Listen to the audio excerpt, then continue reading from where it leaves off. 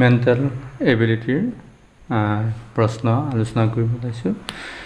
গতিকে তোমালোকে যদি মোৰ চেনেলটোত প্ৰথম আহিছা তেতিয়াহ'লে চেনেলটো ছাবস্ক্ৰাইব কৰি ল'বা এনেধৰণৰ ভিডিঅ'সমূহ পাই থাকিবৰ কাৰণে। তো মেণ্টেল এবিলিটি কি হয়, তোমালোকে এইটো যিহেতু এটা নতুন বিষয় তোমালোকৰ ষষ্ঠ শ্ৰেণীৰ বাছনি পৰীক্ষাত আহে, গতিকে এইটো এটা নতুন বিষয়। গতিকে এইটো বিষয়ত তোমালোকে অলপ ভাল ধৰণে মনোযোগ দিব লাগিব, দিলেহে তোমালোকে কি কৰিব পাৰিবা, নৱোদয় ষষ্ঠ শ্ৰেণীৰ বাছনি পৰীক্ষাত তোমালোকে সফল হ'ব পাৰিবা। গতিকে ইয়াতে বহুতকেইটা ষ্টেপত প্ৰশ্ন আহে, গতিকে প্ৰশ্নখন তোমালোকৰ লগত মই আলোচনা কৰিম বাৰু।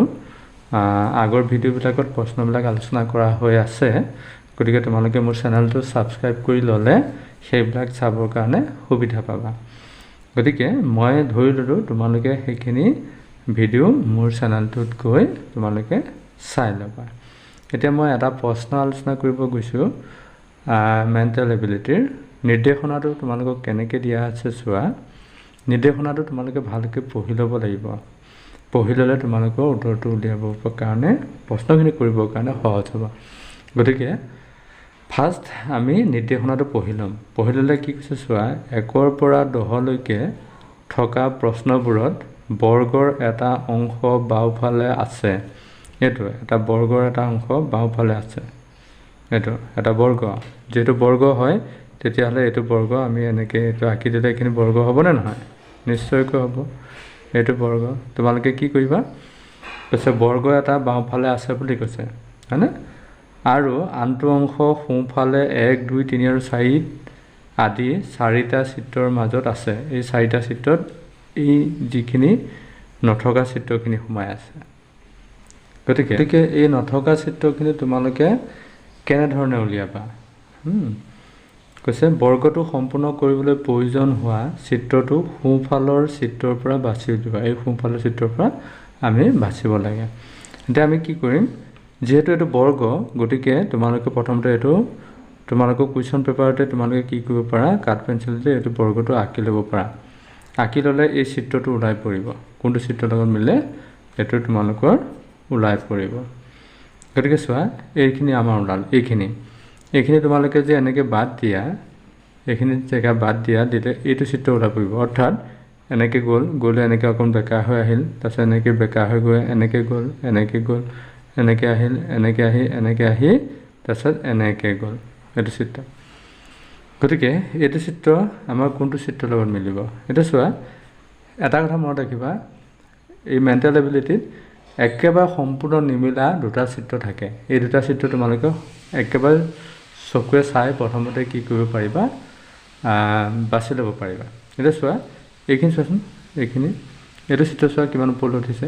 গতিকে এইটো চিত্ৰ আমাৰ কি হ'ল, একে নোহোৱা চিত্ৰ হৈ গ'ল। হ'ব, তাৰপিছত চোৱা, এইটো চিত্ৰ চোৱা, এইখিনি এনেকৈ গৈ পেলাই এইখিনি অলপ এনেকৈ বেকা হৈ আহিছে। গতিকে এইটো কি হৈ আছে, বেকা হৈ আছেনে? এইটো চিধা, হয়নে? এইটো চিধা। গতিকে এইটো চিত্ৰ আমাৰ নহ'ব, হ'ল। গতিকে আমাৰ হোৱা চিত্ৰ কোন দুটা হ'ব? 1 আৰু 2 ভিতৰতে নিশ্চয় উত্তৰটো হ'ব। গতিকে আমি কেনেকৈ কৰিম এতিয়া? 1 আৰু 2 চিত্ৰটোত আমি উত্তৰটো মিলাম।